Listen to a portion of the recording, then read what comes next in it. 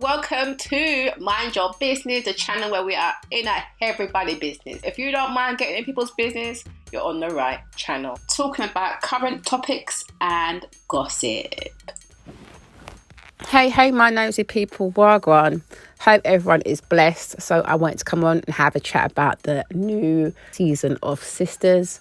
So they took a short break and have now returned. So of course, as you know, I like to kind of skip through and just talk about the highlights of some of the shows and some of the good talking points. So Andy wakes up from her nightmare. So yes, the cliffhanger we saw from last season was a nightmare. So I was there thinking, oh my gosh, big mix up again, but no, screech and halt. No, don't get excited or start panicking. It's fine. It was a nightmare. So that was that. I didn't think it was a super exciting episode. Obviously, the cliffhanger got ended because we realised that it was Andy dreaming and the whole Robin and Gary setup didn't really happen. So she wakes up with Robin and everything's fine. Obviously, we was left off with Danny and Cowboy Preston, where he walks in and finds her with the stripper, Fuego. Fuego made me laugh when he tried to drop it like he was gay. And then she was like, no, don't bother to do that, okay? Just being offensive now. So anyway, he quickly exited stage left and Cowboy was still there. So Danny, brings up all the issues of the past that have happened with her and Preston, particularly around, the race issue, the brothers that rolled up on her, the fact that she felt disrespected when they beat him up and she brought him into her home. He brought his sister around the next day but didn't let her know. But, she was using that, I think, as well. Those issues are definitely prevalent and exist. And I think it's important that they look at it, as an interracial couple, potential couple. I feel like she's using it as ways to deflect as well because she wants Cowboy to kind of be there for her. And, she's moaning that he weren't calling her. Then he shows up to kind of surprise her, says he's lost his phone, but then she's got attitude, but she's also got someone there. So, I feel like Danny's got her own issues in terms of communicating. She needs to learn how to communicate effectively to have a relationship. And even the way she deals with Fuego and even the guy that was trying to talk to her at the airport, it's just like, okay, Danny, you could just take it a bit easy. She's very blunt.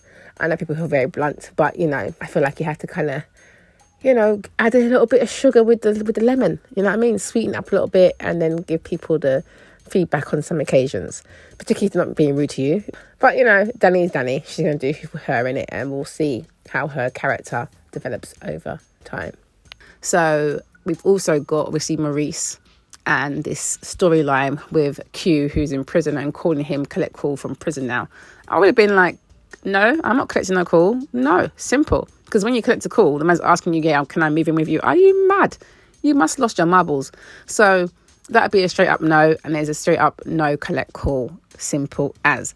But of course, this is Tyler Perry land, so we're going to explore it more and see what happens with this whole situation. So another point to pick up on is this mysterious lady who turns up to Karen's hair salon. Now, she looks like she needs an appointment for her hair because I was thinking, Lord have mercy, this week is terrible.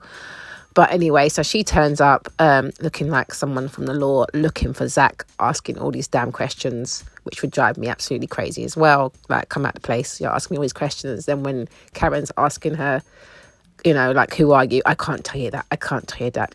Yeah, come on, tell you. Anyway, so basically, Karen obviously tells her to come out and tells her to go, and she doesn't know where he is. But of course, that is a cause for concern. So who is this woman looking for Zach?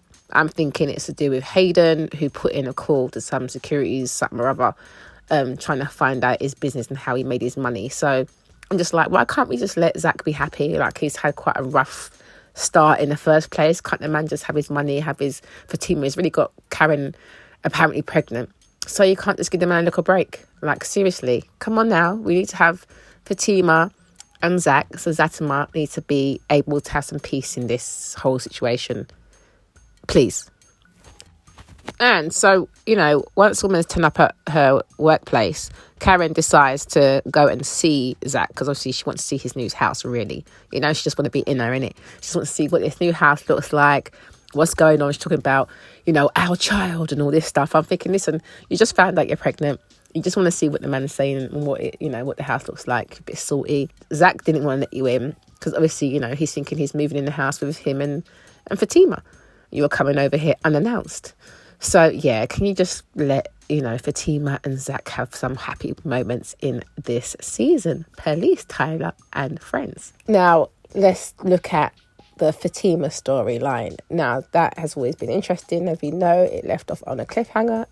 And I thought that Hayden was going to just get his ass beat and that was that. But it turns out, no. Towards the end, we find out that Hayden got murked. Yeah, man. I was quite surprised that he got murdered. So, but at the same time, you know, I kind of wanted him to be murked. So, you know, sorry, not sorry kind of thing. Like, he had to get out of the way. But obviously, I'm sure it's going to become a web of madness. And of course, I'm here for it. But I forgot to mention that before that, when Fatima sits down with Andy in the morning and, you know, she's complimenting her in her white outfit, saying how good she looks, we notice that there's a speck of blood on her top because Andy says, oh, you've got something on your top there, and she's like, oh, it's just some juice, quickly tucks it in. But I thought that, because she's wearing white, she walked away looking spotless, I thought at first, but clearly not entirely. So this is going to be interesting to see how this unfolds and where it goes.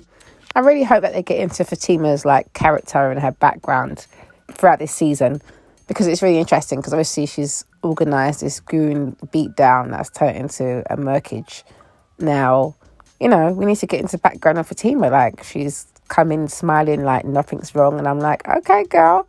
Obviously, you know, it's a show, and I'm like, yeah, she's my girl. I like the way she's kind of moving, but at the same time, like, we need to get into your character, man. You're moving like a G. I want to know what's going on behind the scenes. This is what we need to see. I will stay tuned and see what happens, keeping this one short and brief. But anyway, guys, what do you guys think? Did you think it was a good episode? Let me know your thoughts below. Yes, so thanks for watching that. Don't forget to subscribe, like, comment, share, and hit that notification bell so you know when I am uploading some more of people's business. So until then, my nosy people, stay blessed.